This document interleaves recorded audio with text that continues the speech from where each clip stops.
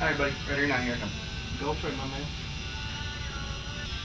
You just get an hour of tattooing. Well, I've waited like a long time. Not cause of you, but because it's been since I started this project.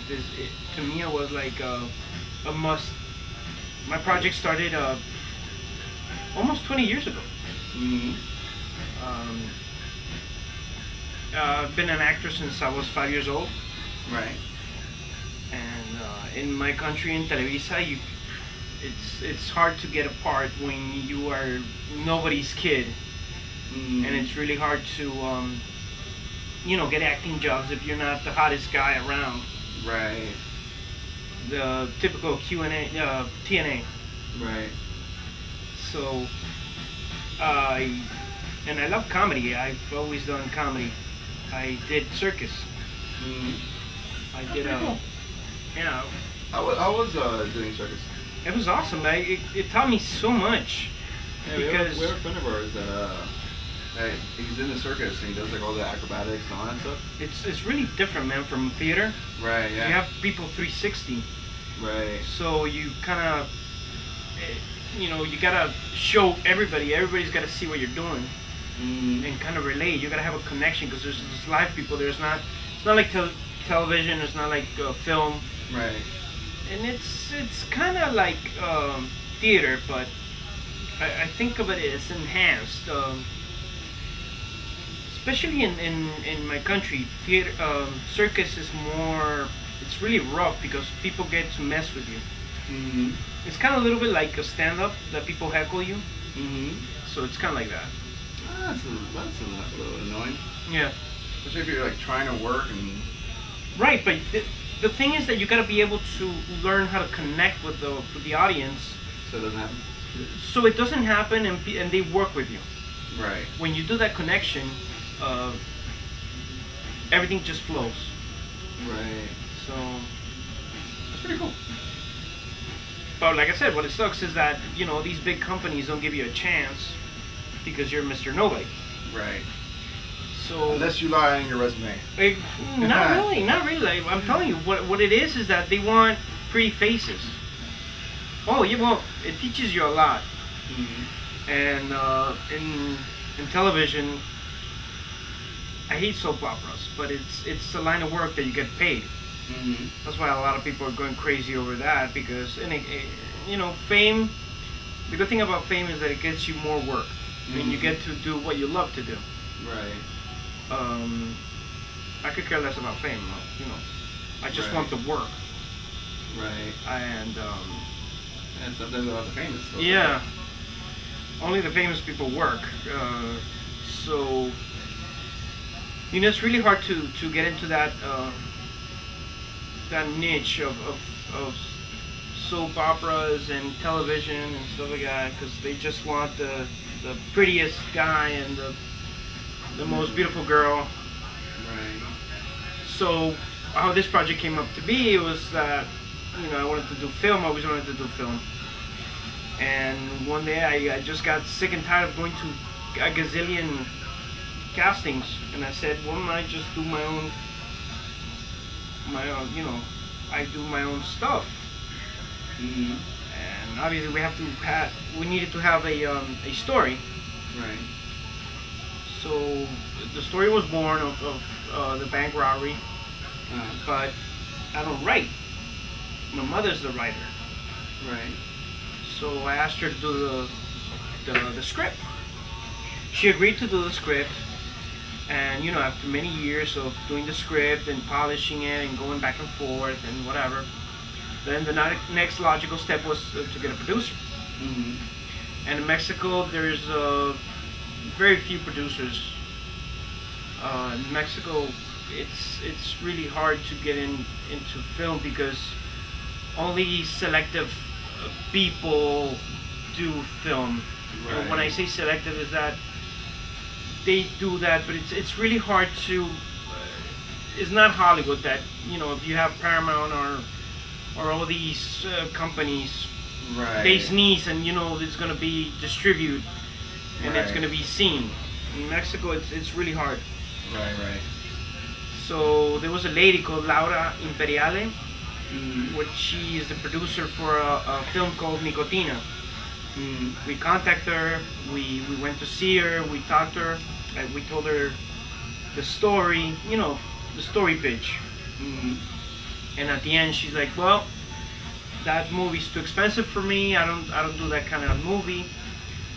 It's not that's not the kind of movies I do, which is kind of ridiculous because it was, you know, but she's like, no, you know, very polite, like shut it down politely. yeah, exactly. Right. Thanks, but fuck you, and I don't have time for you.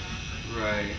So, you know, I went to this other guy, Jorge Vergara. He's a really famous guy. He produced Y Tu Mamá También. You probably heard of that movie. I live under a rock. No, that's fine. It's a Mexican movie. Yeah. Over here in this part of the world, almost nobody's heard about it. But where I come from is a very popular movie, and this guy Jorge Vergara, the guy's an entrepreneur. He's kind of like a genius when it comes to business. So I contacted his ass, and he told me, no, we're not doing anything now. Call us back in about 2 years. Oh shit. So 2 years passed. I contacted him again, and he's like, no, we're not doing anything. Obviously, that guy wasn't gonna just put me down like that. Yeah, I continued. So I contact somebody from Salma Hayek's production house, which she has two. One is called Ventana Azul, and the other one's called Ventana Rosa. I send them my script. I try to talk to them, and I get a letter from them. Look, we threw away the material because we never asked for it, and we're only producing television. At that time, they were doing Betty La Fea, Ugly Betty, on television. Right. So, Jeez, talk about a fucking headache, though. no, that's just the tip of the iceberg, dude. Right. After that, we were going crazy. We were like, oh my gosh, we don't have any money, we don't have anything. What are we gonna do? All the producers that we went to, you're fucking assholes. Yeah, exactly. we went to another one, Canana, which Guillermo del Toro used to be, used to be part of Canana, Canana Films. Well, they also denied it because they don't care about doing anybody else's work. They just care about doing their own work. Right. Which I understand. Right. Yeah, they get all the profits off of them. Right, but if you come with I wasn't into the profits. Like, I didn't want any money. I just wanted to show my work. Right. And be able to work. Right. So all these producers knocked us right out of the water. They're like, no, we're not interested, whatever. Right. So I told my mother, let's just do it ourselves. Mind you, we don't have any money. We don't have jack. Right. So I started working, and I started, getting equipment. My own film equipment, obviously digital film, not 35 millimeter, because it gets ridiculously expensive. Right. The film and the film process and the cameras, everything. Right. So after that, we wanted to get good actors for my film. We went to Angelica Maria y Angelica Vale. You know them, right? No. Negative. Okay.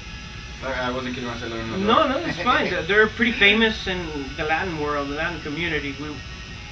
My mother, as a producer, she went, she talked to them, and she was like, yeah, sure, no problem. It sounds like an awesome project. Yeah, we're interested. I bought a plane ticket to go to Mexico to talk to these people, and the exact same day, they canceled on me. No. So flight for nothing. Yeah, exactly. Right.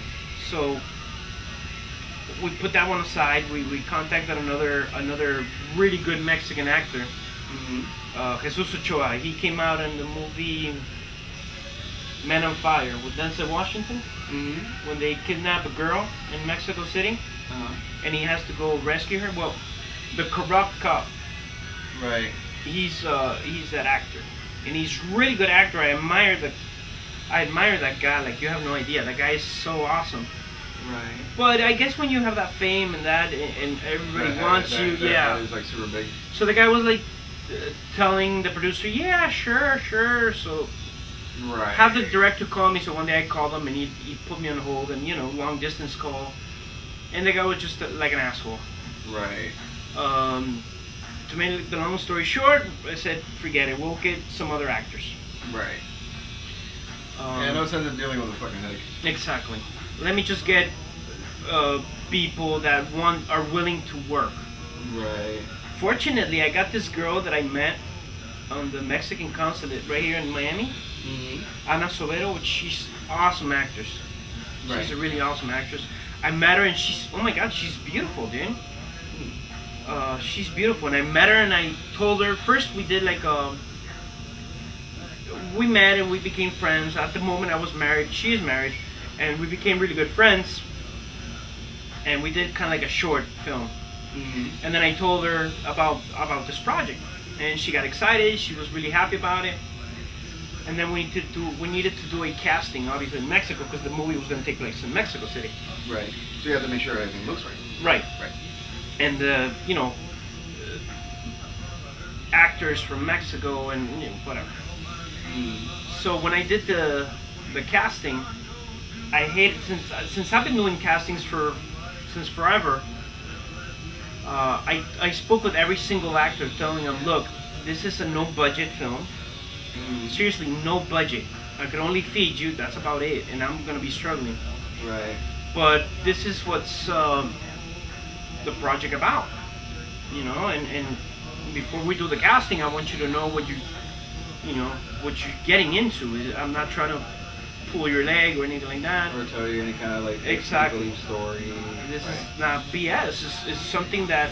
You're trying to tell me exactly what it is. It's me against the world. Right.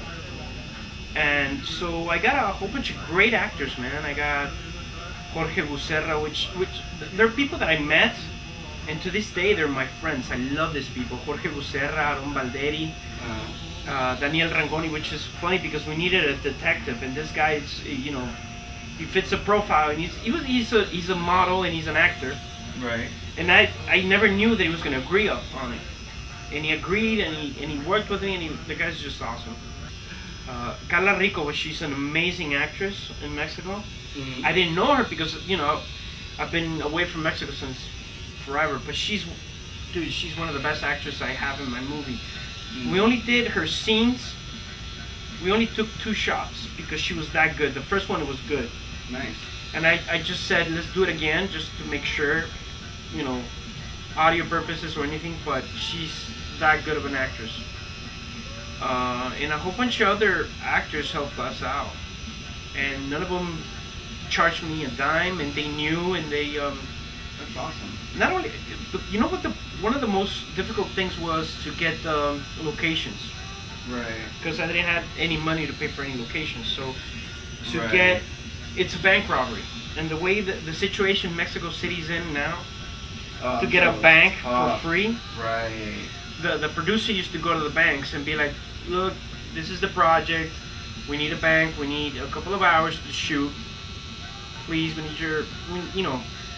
need you guys to help us out. And they'll look at her and kind of like, yeah, sure, but laugh, and Right. laugh behind her back and whatever. But it was really hard, man. So it was a couple of years until I finished it, and then when we finished Did you it, finally find a bank and everything? yeah, we found a bank, which it's funny because the lottery here in Miami is not as big of a thing, but in Mexico it has years and years and years. It's an institution that it's huge. Right. And thanks to them, to tell you the truth, thanks to them is the people that I did my movie, because they provided. They're not a bank, but they have tellers. You know it's kind of, you go inside. It appears like a bank. And they said, yeah, sure, we will let you film, and so they gave me the go, and we shot the scene in 3 days. Cool. Which was really cool. But then after that, we had to stop. We kind of like stopped for a whole year. Right. Because we didn't have the rest of the locations. Since they were free, we had to go and beg people for locations. Right, it was more of a type of thing of trying to get it. Yeah. Okay. So after the year, we went ahead and we did it. You know, we needed like a place that looked like a police station. Right. So I have a brother. I have my brother in Mexico that he has his company that he makes uniforms for several companies, and he had like. Was one of them for a police station? Yeah, Oh, we had it for a police station, and then we had another scene that the kids, they go buy guns from some gang members, and we used the warehouse as that, and it came out so cool. Nice. That's awesome. Yeah, no, I'm so like, happy, man. I'm so So it excited. practically worked out on its own. Yeah, yeah. One thing led to another. Cool. The only problem was me, Right. because I was the only person who was doing everything. I did the editing. Oh no, that shit takes time, dude. And every day, man. But I can imagine the editing is a fucking pain in the ass. It was, but I was loving it because no, it's your baby. some people do. It's different styles. Mm-hmm. Some people do like I did with 3 cameras what one director would do with 1 camera. So it's kind of fast paced. Right. So I could do several cuts. Right. Just little different angles. That's kind of cool. So it's. Did you ever see the movie Crank? Yeah. Kind Love of that like fucking- that. my ringtone is exactly. Yeah. It's kind of like that because see, my movie's kind of like Ocean's 11 meets The Breakfast Club, Right. raised by Crank. Okay, that works. Yeah, so that's probably the only way I can explain it. Right. And I love the editing. It's just like fast paced and especially the action part. So Right. that's what I was going for. Right. So now the movie's already got finished and everything, right? yeah, it's done. It's Right, done. right. I just submitted into several film festivals. Right. And where are you at on that, or no? Not yet, man. Here, see, let's take a quick little break. We got the outline taken care of. Awesome.